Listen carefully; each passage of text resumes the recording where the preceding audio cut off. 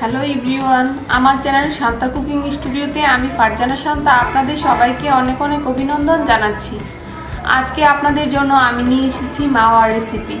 তো মাওয়া মিষ্টি তৈরিতেও কাজে লাগে। তাহলে চলুন এই মাওয়া তৈরি করতে কি কি ইনগ্রেডিয়েন্টস লাগছে আমরা দেখে নিই।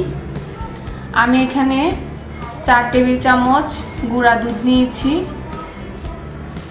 1 টেবিল চামচ চিনি আমি ব্লেন্ডারে ব্লেন্ড করে নিয়েছি। আপনারা চাইলে আইসিং সুগারটাও ইউজ করতে পারেন।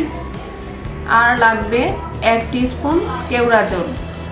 প্রথমে আইসিং সুগারটাকে গুঁড়ো দুধের সাথে আগে ভালো করে মিশাতে হবে।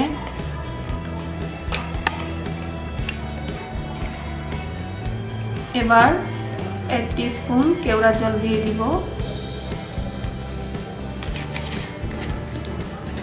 এটাকে এগুলোর সাথে ভালো করে মিশাতে হবে। এটা প্রথমে এরকম গুটি গুটি বেঁধে যাবে, পরে আমরা একটা চালনির সাহায্যে এটাকে চেলে নিতে হবে। আগে ভালো করে মিশিয়ে নিতে হবে, তারপর চেলে নিব। মিশানো হয়ে গেছে, গুটি গুটি বেঁধে আছে। এখন আমি একটি চালনির সাহায্যে এগুলোকে চেলে নিব। চালনির সাহায্যে চেলে নিলেই মাওয়া তৈরি হয়ে যাবে।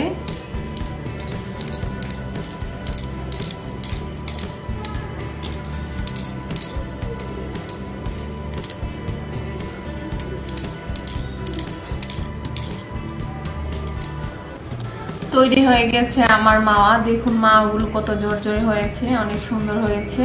তো আমার রেসিপিটা যদি আপনারা ফলো করেন তাহলে খুব সহজে বাসায় পারফেক্ট মাওয়া তৈরি করতে পারবেন। আর এই মাওয়া বিভিন্ন কিছুতে ব্যবহার করা হয়, আর মিষ্টিতে দিলে তো খেতে খুবই ভালো লাগে।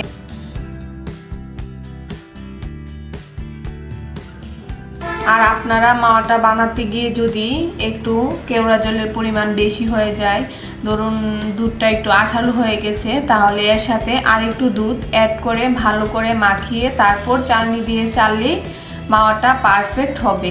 তো আশা করি আমার রেসিপিটি আপনাদের ভালো লেগেছে। প্রতিদিন সহজ সহজ সুন্দর সুন্দর নতুন নতুন রেসিপি পেতে আমাদের চ্যানেলটি অবশ্যই সাবস্ক্রাইব করুন।